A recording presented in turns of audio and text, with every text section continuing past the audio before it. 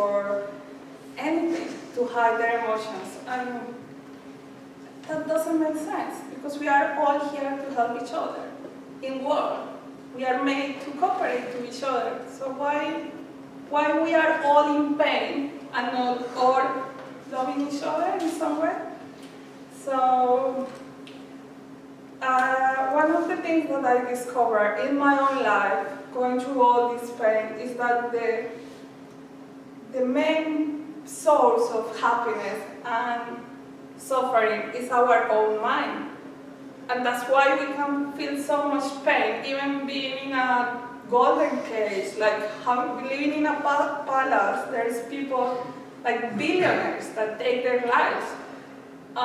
They have everything, or supermodels that are absolutely sexy and stunning, and they just kill themselves. It's like, hey, you have perfect body, money, everything, don't do that.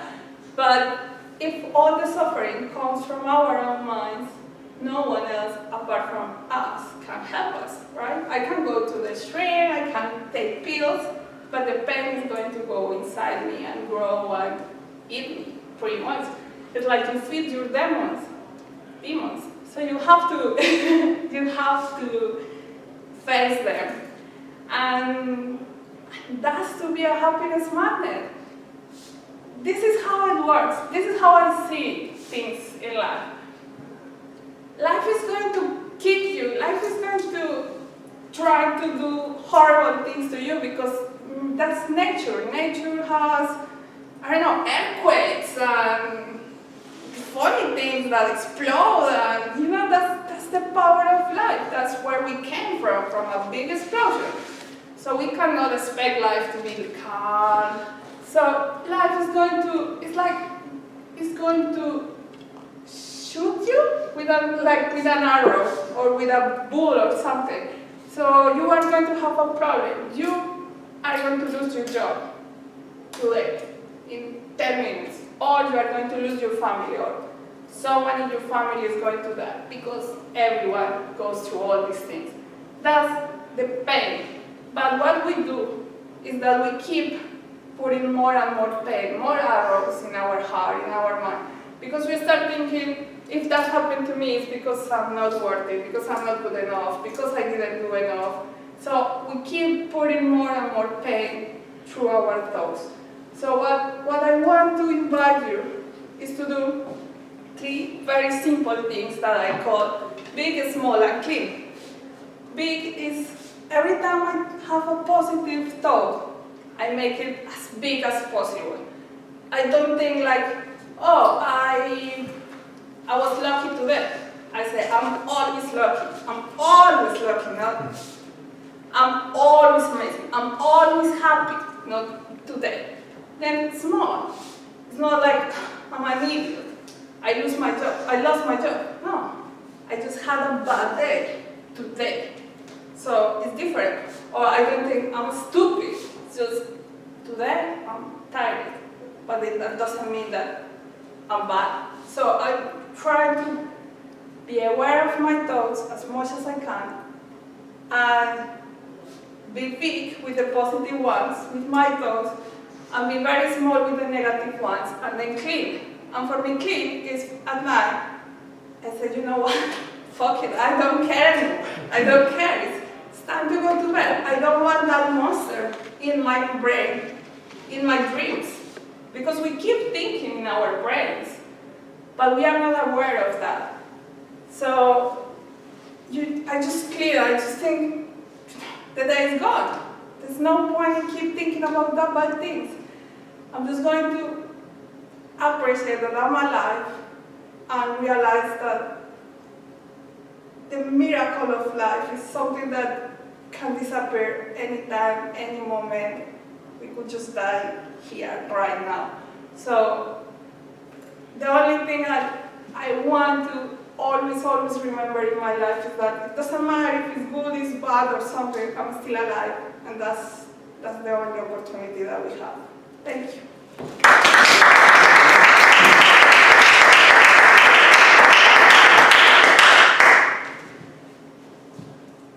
Oh, sorry, it's me, isn't it? Do you know, honestly, I was so sitting there, absolutely in that speech. I actually forgot I was evaluating. It's true, I did honestly. I really, really did.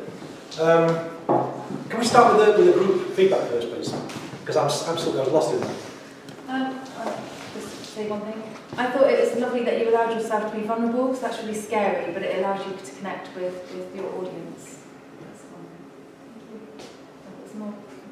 Anything else? That you left us with something to do. So you gave that lovely, wonderful speech, and it's really heartfelt and emotional, and at the end of it, you gave us something that we could do if we identified the things that you were talking about, like being depressed or you know. So I thought that was really good too. I don't have a wish. Anyone else? Stella? Yes, I'm going to be a little bit harder today, but I know it's just because you can take it and be better. So I'm going to start with the wishes.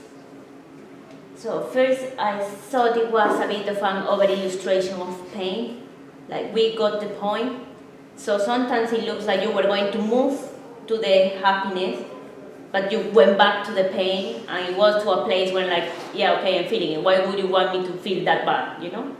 So maybe for the time, I thought it was a bit too much. And the other thing is that you were going to say 3 things. I don't know where you said one, or I missed the other 2. But if you didn't have time, maybe think next time in just trying to shorten when it's coming, or just say, you know what, because we don't have time, I will give you the 2 next time. So, you know, like, just mention it, because if not, I feel a little bit raw. Yeah. But I love, and I put it with hearts and everything, your ability to connect with your feelings, because I could see it every time you speak. I can see that you feel what you are talking about, and I think that's very valuable. Thank you. Any more? I loved your stance. You held your position in a very firm way. You used your hands, and your vulnerability showed when you were going plain, you were indicating core. So we connected with that. My only suggestion was when you say, I've been thinking about, or I've been looking at this and thinking about, you could say, or reading this from research, and then just go on, give you more time to express the rest of it. And then also considering, so that you have just word, which shows that you've been thinking about, what do I do with this or that. Although sometimes it was good to have that illustration. That was my only thing. And I thought, how wonderful, because you had slowed down your pace, you were measured, you made some eye contact, occasionally you lifted up, but you were connecting with us, and I felt completely absorbed in it too. So thank you. Yes, Kate. Simara, I really like the topic, and I can see that you worked on your body language. You opened your hand, lots of hand gesture, that was good. One thing to consider maybe, depends what audience you are in front of, because I think one swear word slipped out of your mouth. I don't know whether I hear it vulgar. Yeah, we know each other, but bear that in mind that not every audience is prepared for that. Apart from that, I really liked it. Thank you. I guess if everyone's finished, I'd just like to say, I genuinely got so sucked in. I felt as though you were speaking to me. I did, honestly. I mean, that sounds really selfish, and I'm not being exclusive, but I literally felt as though you were talking to me, and I was absolutely in, not your speech, because it didn't feel like a speech, it felt like a heart-to-heart conversation. That's how it felt to me. So the level of connection that I had with the way that you delivered that speech and with you was different than I've had at speakers club since I first joined, which was, I don't know, March maybe. I didn't fact, this is my kind of wish. I was going to take a breath then, because I thought we had one breath, it's one sentence, isn't it? But my wish would be that it wasn't uplifting. I know it wasn't meant to be, but I was being gentle there, but it wasn't uplifting at all. It was very kind of provocative. I would have liked to have ended, I would like to have been on more of a journey. It kind of felt sad, emotional and captivating, but I would have liked more kind of, whatever that means, in the journey of the speech, if that makes sense. I think you delivered it beautifully. I think it was brilliant. Really, really loved it. So, yeah, fantastic. Thank you. just to add, I thought that was your best speech by far. As everybody said, you connected well with the audience. As it came from the heart. Your gestures, I thought, were bold and bright. I think you could have used the stage a little bit more. Yeah? Yeah? But again, you're making more eye contact this time as well. And it showed in the connection. And you did something really clever at the beginning. I don't know if people noticed it. She asked a question, she gave you some facts, and then she linked it to the audience. She linked it, it could have been your brother or your son. Very clever, made it personal to the audience. Very good. Just one final thing. I know Kate said about the swearing, the fucking thing. But I personally, do you know what? It didn't feel like swearing. It felt absolutely appropriate. It just felt so for me, it felt so, it wasn't there for shock content, it wasn't there to impress, it was just there because it felt right, it felt authentic. So, yeah, I'm not a big advocate of swearing, but in that context, I loved it. Brilliant, thank you.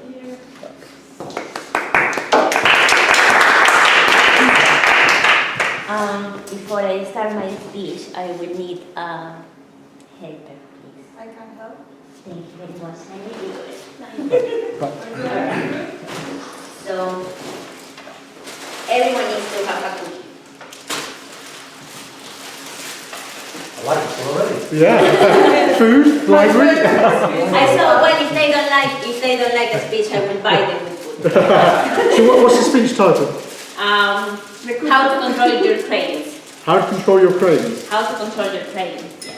Where's your chocolate, Jeremy? Yeah. I remember that speech. All right. So I So, should I do? would you please take one and pass it around? And yeah, once Should they I have, pass you the cookies? once they have, yeah. I'm really happy I'm not allowed to eat the cookies. They can eat, yeah. The marshmallow test. Yeah. It looks like everyone has somewhere to write. I don't know if you might need Thank you very much, sir. more I think she was expecting a big room. Yeah. to don't write in your book. Yeah. Thank you. Can you give one to Finicky. Well, John, did everybody got access to YouTube? Yes. Yeah. Okay. and everyone have a pen, right? Yeah. There are more in there if we need. Just in case that you want to take some notes and you don't want to use them. How to control your cravings. How to control your cravings.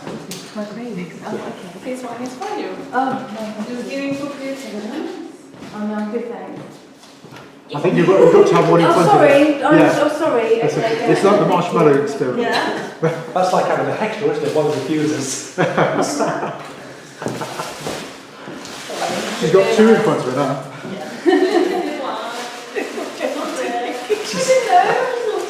Nikki very politely said, no, thank you. I said, that's like having a heckler in the crowd.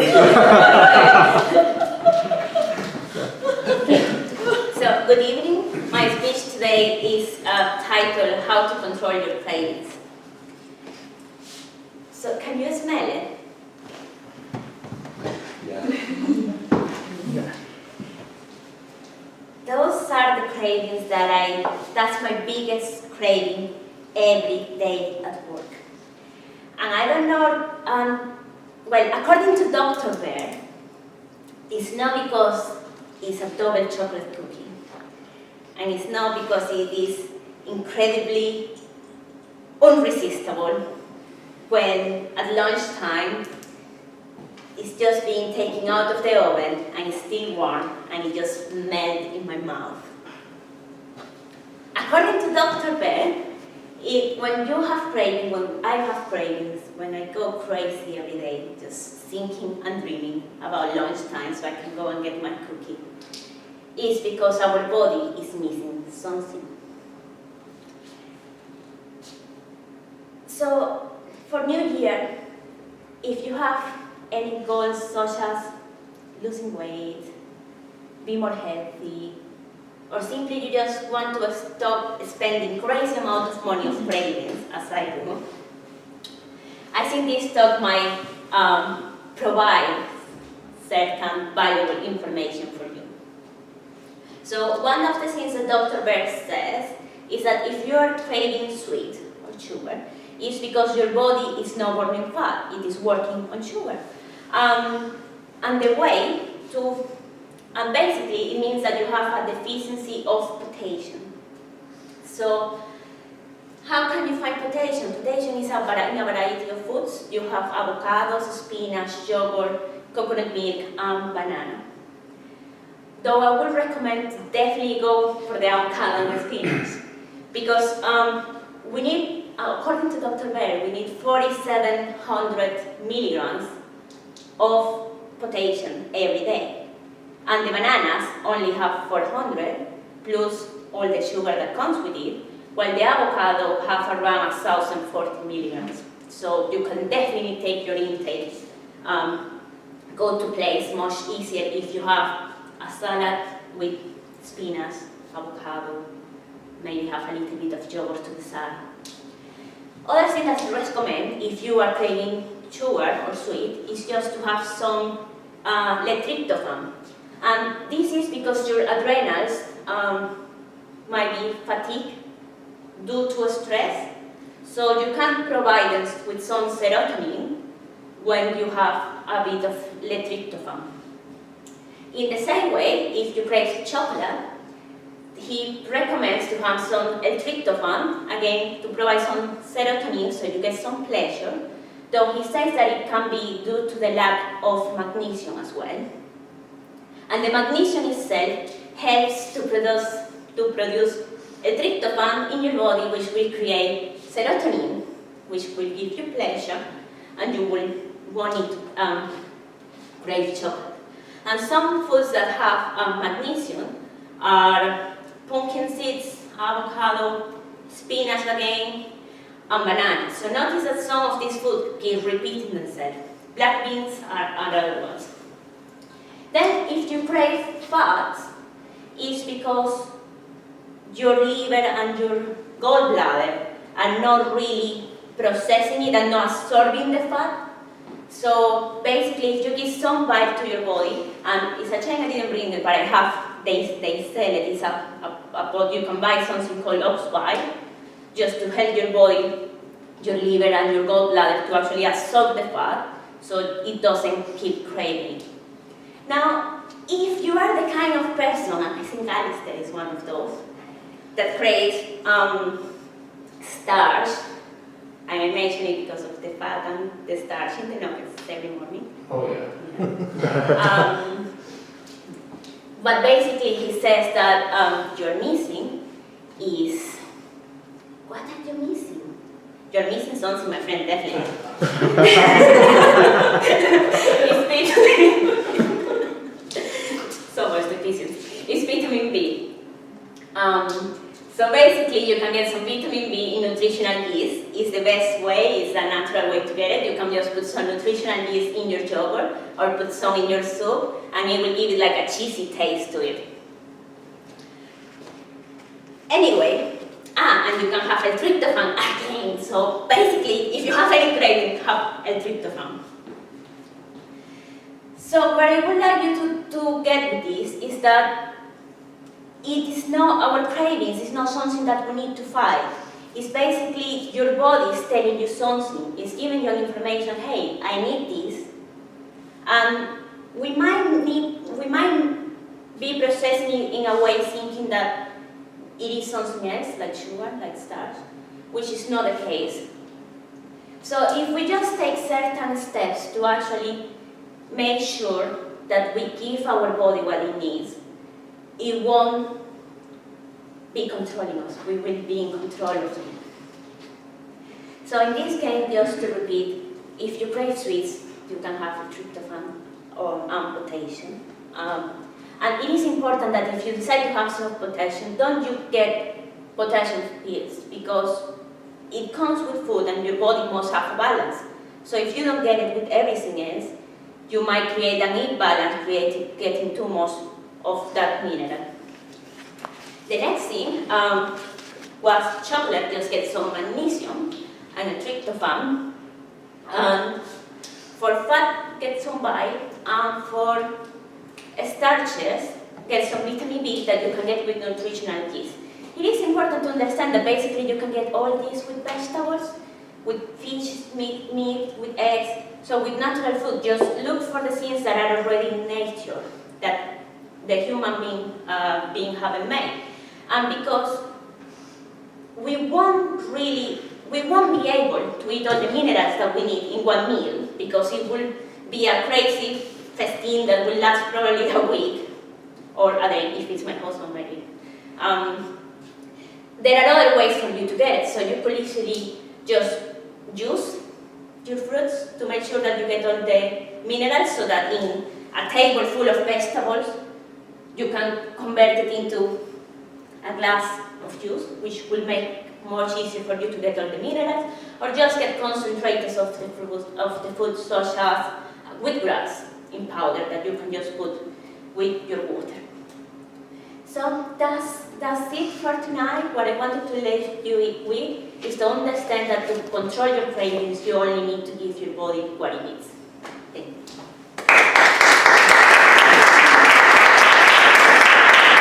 And something that I didn't say, please, for tonight, let's just enjoy our cooking. I'm so pleased you said that. Can I look at the magazine? Because I can't remember the name. You said it was The evaluation? Yeah, you're doing that. You haven't put in your plate.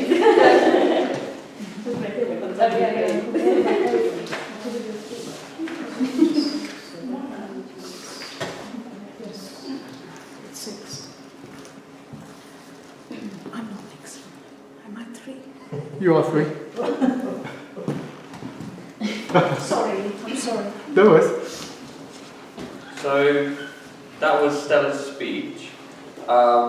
There's a lot of really great practical advice on that. As I mentioned to you yesterday, your delivery has become a lot more controlled. I remember the first few speeches you did, it was a bit not as well ordered, there's a lot more sort of frenzied energy about it, but tonight it was very controlled delivery.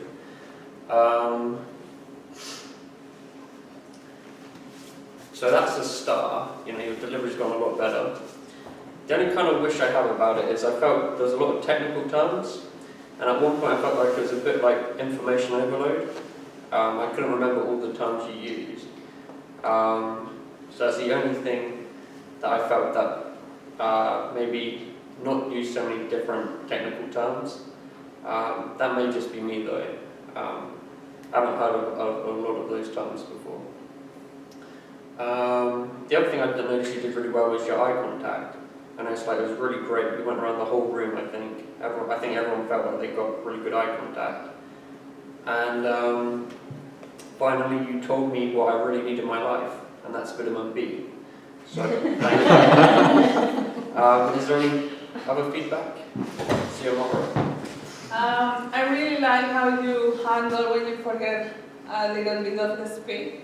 Like, I know you are missing something or you need something like that, or like really happy and positive the way to handle that, not getting nervous at all. I love that part. I agree that at some parts I felt like a little bit confused, so my wish would be to have less technical terms or maybe explain them. I don't know, it was a little bit difficult to follow so many things. But in the other side, the other star, I think it was very informative. Like, I learned a lot. Now I'm thinking like, oh, it might be my reason why I crave this or that. So thanks so much. I learned a lot. Great. Anyone else? I'd like Case? Oh, sorry. I think you researched the topic very well, because it's not like, you know, something what I know everybody knows. So I think you must read about this. So that's very good. And actually, I don't know what I would add for the improve. I think what already been said is enough. Yeah. I think my kind of wish would be, I think sometimes less is more. And as people have kind of alluded to, I think there was too many maybe unfamiliar words to some people. There's a phrase that's kind of banded around about using inside lingo on the outside world. In other words, inside kind of words on a audience that may not. I mean, you know, some of us kind of get what you said and some of us don't. when you went to vegetables, I was with you. When you said, everything you need is in nature, that's kind of dumbed down enough. I mean, I do understand about food, even though I really enjoy the cooking. But I think that's just something to be mindful of. I think you may lose, even in a 5, 6, 7 minute speech, I think it would be easy to lose people. So if it was a 10, 20, 30 minute speech, I think people would be kind of sitting there absolutely fried, no pun intended, and not really receive the message, which is incredibly valuable. But yeah, overall I thought it was a great speech. And I love the humour as well. When you kind of said, what you're missing, you're definitely missing something. And but I loved it. Yeah. Anyone else? I'll echo the bit about you definitely missing something. Vitamin B. Brilliant technique I will remember. I also saw the improvement in that you hold the room, you're able to feel confident in having the pauses, in delivering what you're doing. My only comment would be, and recommendation is, it did feel a bit overwhelming. You did it and then you got a bit lost, but I did get the serotonin, did get the vitamin B, and the bits in between I got a bit lost. But it was informative, and thank you. Yeah, I shan't be craving food that much. I'll think of avocados next time. Anyone else? I love the cookie as well. Good brown. I'd just like to add, always good to bribe your audience with food. Always works well. I echo what everybody else said, and brilliant speech.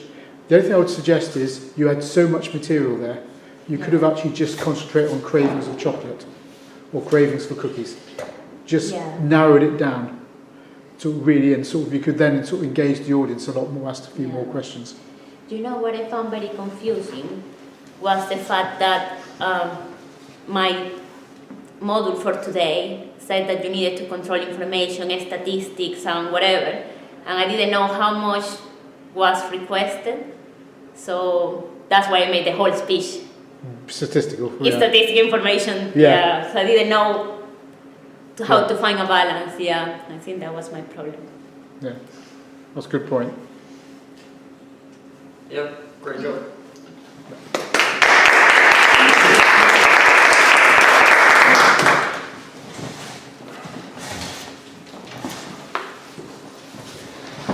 Speech title for my speech today is Past the Winning Post.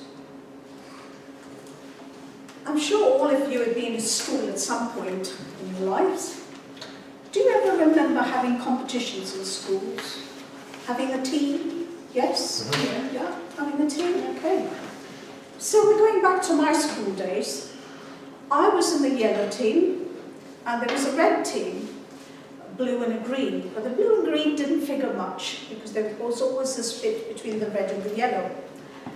And we played one evening. The guys had been playing in the hockey match, and we had been playing in volleyball, basketball. No, sorry, I mean netball, because the guys used to do basketball, we used to do the netball. But everyone else, when I was in school, I was known as Titch. I haven't grown much, but I was a bit shorter than I am now. And we were playing netball, and they all saying, "Get it, Mona, get it, Mona," and everybody was up here, and I couldn't get hold of it because they were all taller than me. And eventually I got it, get it, and I went like that. The darn thing didn't go in, and feeling really awful because we lost. So we had a bit of a debriefing afterwards, a whole lot of us. And I said to him, right, okay, so how many PowerPoints have we got? Discussing it. And they said, well, we've got 22, and they've got 30. We're never going to make it. And I said, well, how come, hang on, how come we got 22? And he said, well, we had someone participate in the competition tonight, so they got 2 for participating. I said, they got 2 for participating, but they lost. He said, yeah. So I said, well, what was that in? He said, well, we usually do team sport, but if you're doing 1-to-1, like badminton or tennis, you get 2 points even if you've lost, because you've been in and participated in. So I said, well, here's the plan then. We do badminton, what else? Tennis, ping pong, table tennis, sprints, and hurdles. So we split it between us. He was going to do the tennis, I was going to do the badminton, the ping pong, and we started there. So there's me going along, and you did the badminton, went along to badminton, okay, I'll do my drop shot. Quite good at drop shot. So we're practicing. Do the drop shot.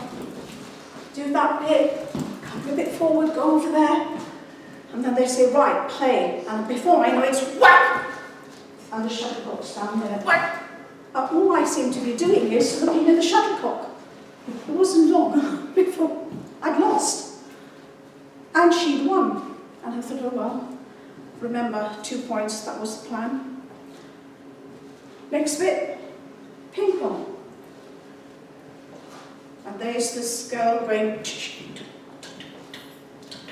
thinking, just by herself, you know, back and forth, and I think, oh my goodness, so I'll have a go, and I'm not very good with serving, so I go, dot, dot, dot. Do it again, dot, dot. Think, okay, got it, good and going, dot, dot, dot, dot. And then stop, dot, dot, dot, dot, dot, dot. And again, dot, dot, dot, dot, dot, dot. No good. And she's so fast that I just can't get hold of it. Lose again. We worked it out. Now we have 4 points. Thankfully, he'd gone to table tennis. Sorry, to tennis. He'd got 6 points. So now we had 6. And I said to him, oh, what else is there? He said, well, I can't do it. You're going to have to do it. I said, what? Sprint? I said, you've got to be joking. He said, no, sprint. So I went along sprinting, laid up with the lanes. And there's 1, 2, 3, and there's me 4. And she says, get down in the wood. I thought, what? On the blocks. Then realised I've got to go like this. And I'm on the blocks and they go, da! And, oh! And the rest are off and I'm still stumbling. Eventually I come in, heart pounding. Face on fire and the calves are like wooden blocks. And I'm out there and I'm thinking, oh my God, I don't believe I'm doing this. But now we've got 8 points. And I'm thinking, oh, well, we had 2 with 30 odd. Hi, Mona, it's Peter. And I'm thinking, oh, no. Right, we've got 30 now, you know. And then he said, well, we could have, equal score, draw, that'd be all right. They still wouldn't win. I said, blow this. I'm hurting here. If you think I'm going to do this for a draw, you can get lost. He said, good, because you're on hurdles tomorrow. I think, oh my goodness, hurdles. Okay, so I get through to doing the hurdles, and there I find Zena. Now Zena, up here, tummy tucked in, and she's like a little tiger. Zena says, hello, Mona. What are you doing here? You're going to have all the white lines across. Mrs. Hudson's over there. She said, yeah, it just needs marking out, you know. And I said, oh, Zena, where are the hurdles? And she says, hurdles? Over there. And she said, no. I said, yes, I do the hurdles. She said, Mona, the hurdles are as big as you. I said, just Zena. And so we start again, backwards. She says, on the blocks. And I think, yeah, I know this one. Start to run. And then I come to the hurdles. And the dumb thing's up here, and I'm going, oh, shin. On to the next one. And it's the next shin. By the time I come to the 3rd hurdle, I'm thinking, oh God, no. I know what, I just dodge. So I avoid it, and then dodge the other one.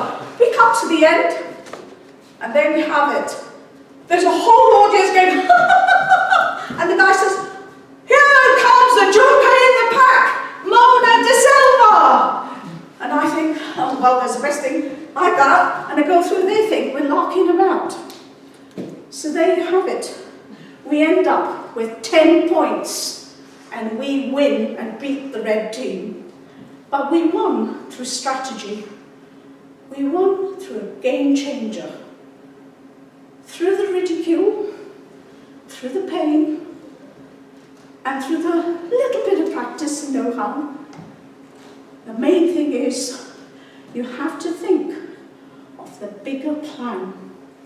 And that's where I go with my coaching, looking to get people to look at the big game changer. Strategy, my friends, and it's something you can use too. It's worth it going through all that, the 3 bits I mentioned, to win. Thank you.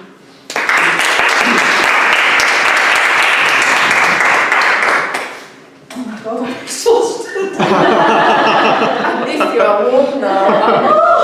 Freezing.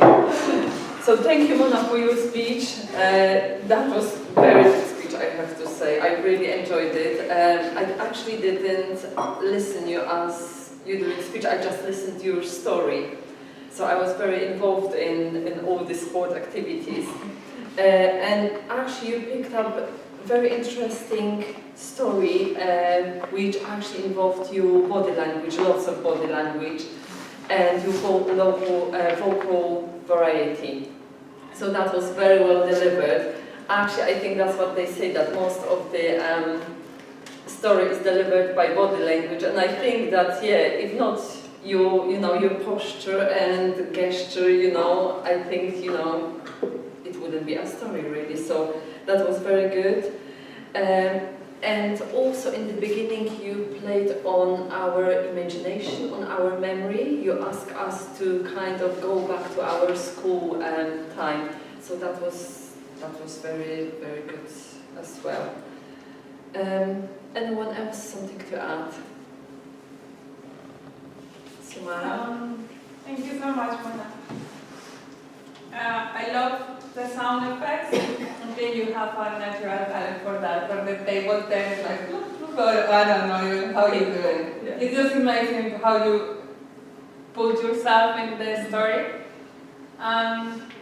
The second one is a wish and a start at the same point.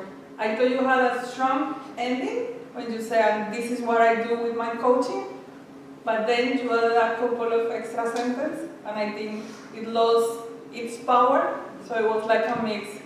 If you could give a stronger ending, I would say, how much do you charge? I want you to coach me, because it was very powerful. Thank you. Who else? And Stella? Well, I told you many times that you have a gift. The way you speak, your body language is amazing. I want to be sharper, okay.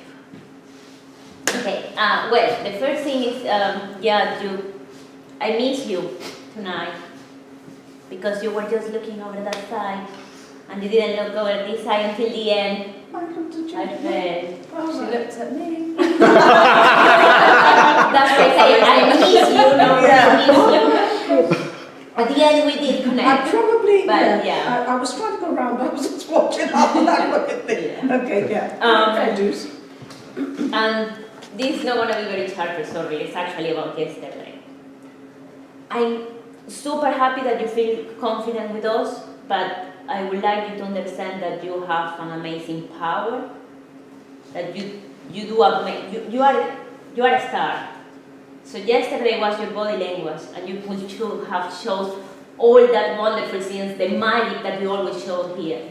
And I don't know if maybe you were a bit scared because you were a bit more reserved. No. It wasn't good. I feel good, yeah. Because, yeah. You had a sore throat, didn't you? Yeah, I wasn't well. Because That's I think you are amazing, and you should shine and show it all the time. And yes, so the second star, well, that I already thinking of it, is the fact that you show the story. I can see it when you do it.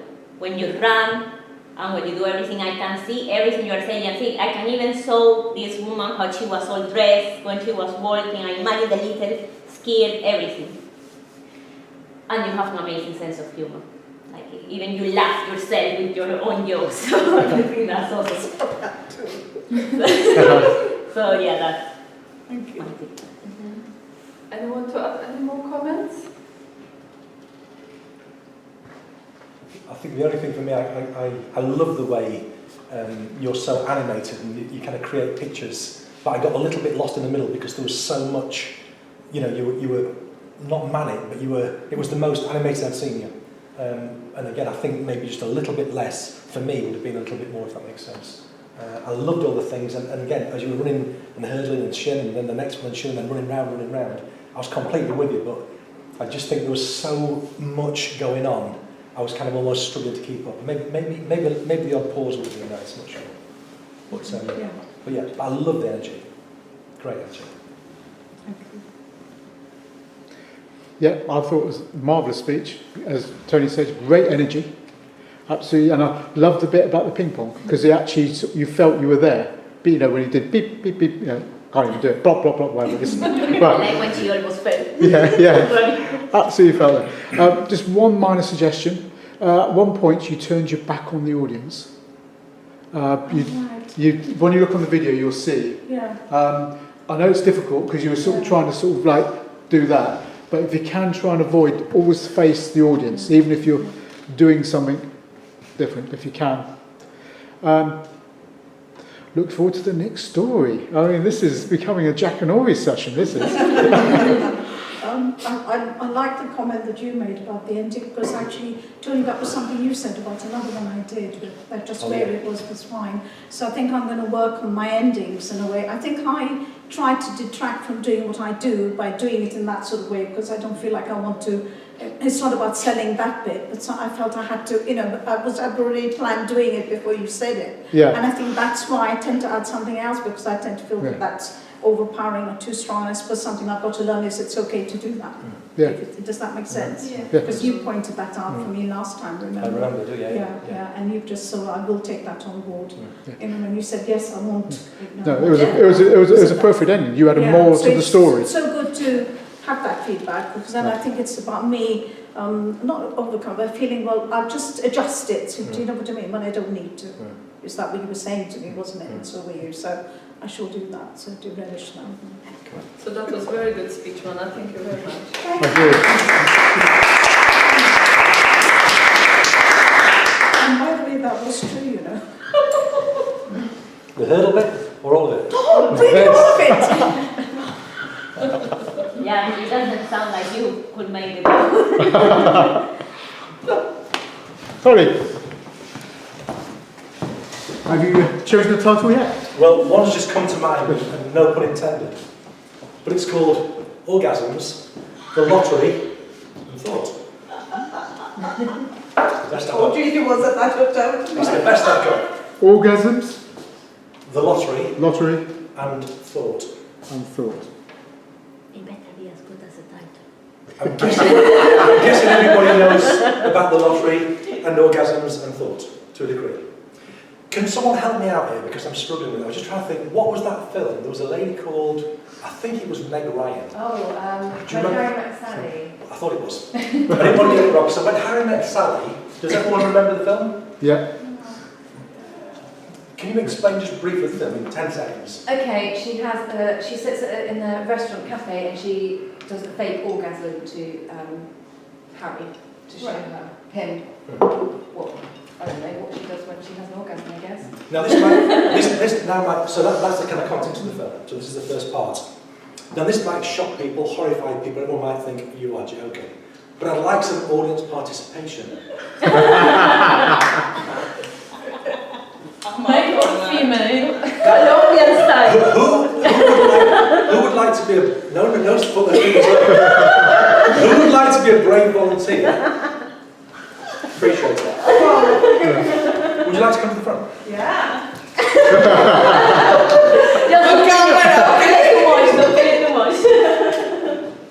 So, the question, Nikki looks horrified.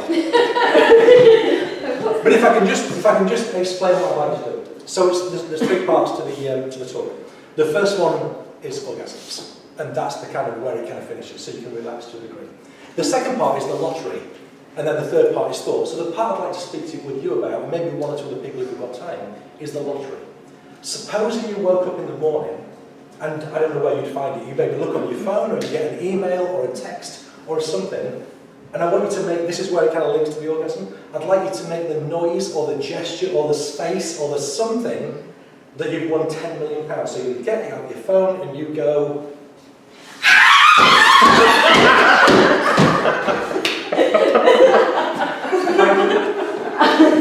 Who else? You can do this in your seat if you wish. Who else would like to volunteer? Well, I wouldn't try that. Mona.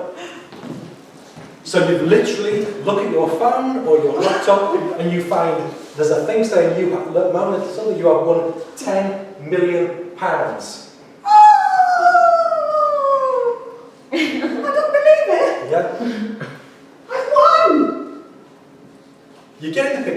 Yeah. Thank you very much. I don't know what I'd do. I'd maybe cry, I'd maybe be hysterical, I'd maybe go, oh my God! I'd be excited, I'd bring my kids, I'd get excited to say the least.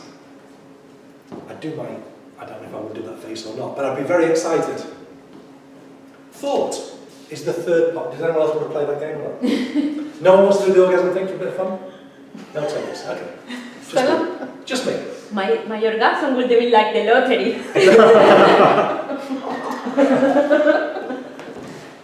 So how does this link to thought? And more importantly, how is it kind of, going to make some sense as a talk? What's the message? Well, if you think about the first part, the orgasm, this is maybe a real personal question in a program. I'm going to ask it anyway. Has anyone almost got to the point of having an orgasm, and then a thought pops in their head, and the moment's gone? I'll put my hand up and say, that's happened to me. Anyone else? You two are looking. But it happens. It happens. This is... It's a good topic, isn't it? So this is the power of thought. This is the power of thought. I mean, think about it. Think what happens when you have an orgasm. I mean, seriously, think what happens. Think about the physical stuff that happens. Male, female, everything. There's a lot of stuff going on. A thought, just like that. The hands went up, mine first, everyone else except you two, lucky people. It can change massively, very quickly, the lottery. Supposing you'd read the email, £10 million, and you looked and you thought, oh my God, £10 million. And you do all the happy dance and the scream and the shout and ring people, and then you realise it's a hoax. Feelings go from where to where? From ecstatic, euphoric to through the floor. What do you think thought has to do with the way that you feel? Anyone got any answers? It affects it. Sorry? It affects how you feel. It completely, I mean, there isn't anything else. If I feel nervous in front of this room, or in front of any room for that matter, that's not down to the room. It could be 2 people, it could be 20 people, it could be 200, 2,000. The number doesn't matter. We tell ourselves a story in our minds that matters. And therefore it does matter. But in reality, there's no difference between 2. I have been nervous in front of 5 or 6 people. I've not been nervous in front of 500 or 600. I've been nervous in front of 20. I've not been nervous in front of 6. So that there's no correlation between the number of people that you're speaking to, or whatever. The lottery thing was just fun. The orgasm thing was just fun, which it kind of is. But the thought thing is quite serious, if we want it to be. But it can also be fun as well. Is this making sense to anybody on any level? Yes, Tim. Yeah. Tell me what you're hearing, Nikki. I'm hearing that our thoughts affect the way we feel. Completely and absolutely. Can anyone think of any exceptions when they think, oh yeah, I get that makes sense, but this is different? Anything? Stella? Like when you're going through hormonal... Say something again? When, in the case of the woman, for example, when you are hormonal in the month, Okay. so is your body the one who is affecting your thoughts and not the other way? That's a great question. Well, let me put it this way. If we got does everyone know what a bell curve is? Yeah. Yeah? Yeah. So we get 100 people, 100 ladies, ideally, for this conversation, and we say some people are so traumatised and debilitated and uncomfortable and in pain and can't function, basically, at this end. And then at the other end, there's people who just breeze through it. If it was the hormonal cycle, as it were, then everyone would be at this end, or everyone would be at this end. So thought is the ingredient. Thought is the bit that determines the variability, if that makes sense. It has to be. Because even, never mind 100 people, imagine a person having 10 or 20 or 100 cycles, if that makes sense. Well, let me ask you, is it the same for you every month? Is it always whatever it is, or is it sometimes different? No, it's always different, but sometimes I cry out of nowhere. Yep, I get it. But sometimes, the point I'm making is, so never mind kind of amongst people, but within people, it's different. So you can have the same situation as in, your hormonal cycle, and it's different from one month to the next month. So you might find yourself over here, absolutely buckets of tears and, bad moods, etc., etc., etc. 1 month. Next month it could be over here. and next month somewhere in between. So it can't be the thing, it's always you're thinking about the thing. So it could be a speech, it could be an orgasm, it could be the lottery win, a hoax, it could be anything you wish. That's all I've got. Hope you've enjoyed it, hope it's been fun. Thank you for listening.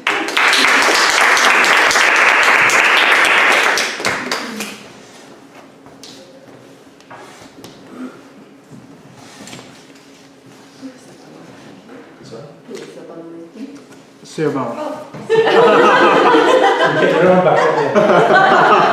Still thinking about the lottery. It's all your thing.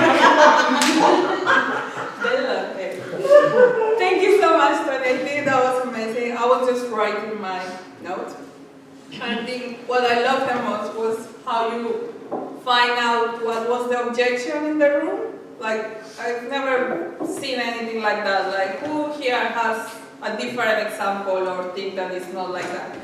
And you were really open to receive feedback, so I love that. A little bit too much maybe depending on the audience. Some people might find it funny, but you never know who might feel a little bit. The topic, you mean? The topic, yeah, I don't know, yeah, just a little bit too much maybe for different audiences. Anyone in the room has more feedback for you? Well, I'm the other stream. I love the topic. The reason is because even with comedians, the only way they make me laugh or have a good time, if they make me connect, if they say something that I live in my life and I say, oh, like they put the spotlight on me. And I think that's what you did with us. You put the spotlight on us. Basically, you say, so I know you do that. And I was like, yeah. So I thought it was a great way of connecting, and the fact that it is a topic that sometimes can be a little bit taboo for some people is something that actually made it more interesting, because people had their phone. I have good scenes with this, but I cannot show them. So it actually, I think, it allowed a level of intimacy that many times we don't get in the speeches. So that's actually what I enjoyed the most. And I think you did a great job receiving the feedback and controlling what was happening in there. So yeah, thank you. It was very good. Thank you. Mona? Tony, I know your name has one O in it, but I'm going to dub you one with two O's, threes actually, Joe Cool. Because I love the way you did that. You actually threw something which immediately makes everyone sort of feel vulnerable, and you're immediately connecting, because whether you like it or not, you're switched on and you're thinking, oh, what's coming next?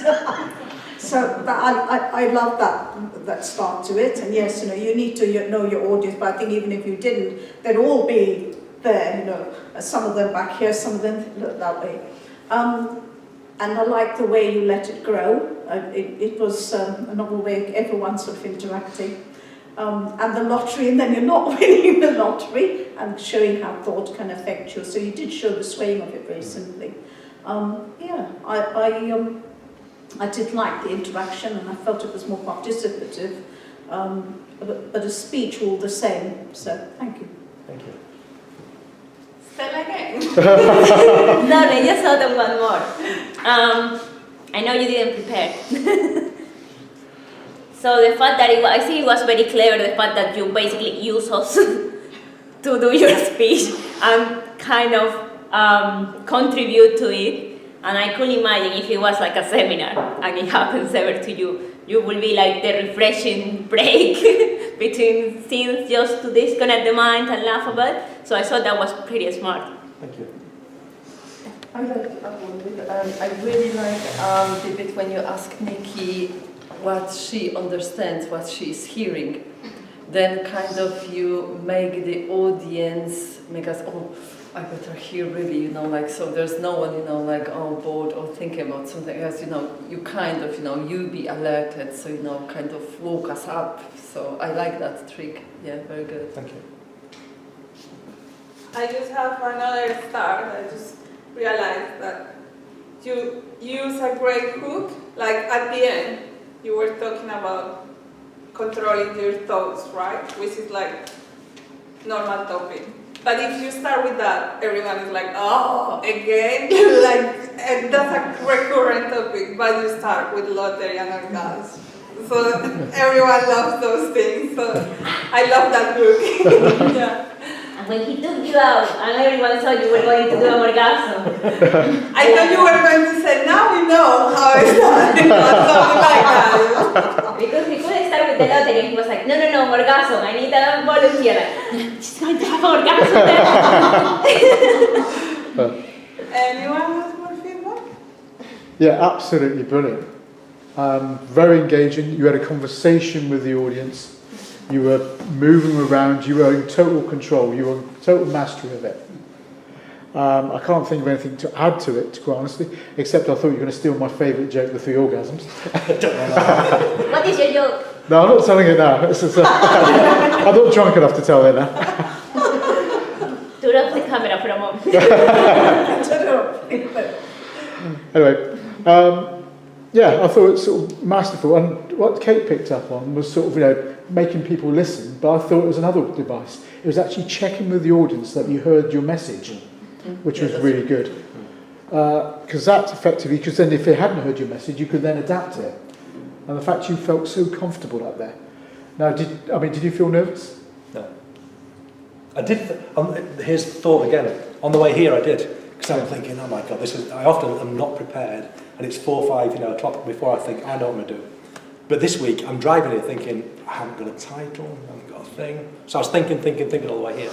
And then walked in, sat down, and I thought, I'm just going to enjoy it and listen. So that's why I wanted to not go first, because I had nothing. And I thought I'd get something from, someone will say something, I'll think, that's it. And I don't know who said, someone said something that just sparked, I thought, I know what I'm going to do.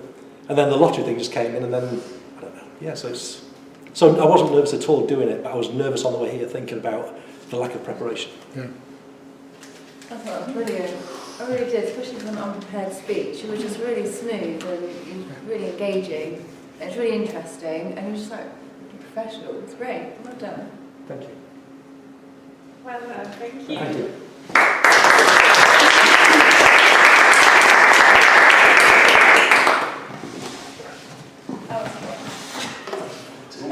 Is it me to go, Jeremy? It is you to go. Okay, so I'm going to preface this by saying I haven't really prepared for this, but I read the book earlier this week. I'm going to talk about the book I read tonight.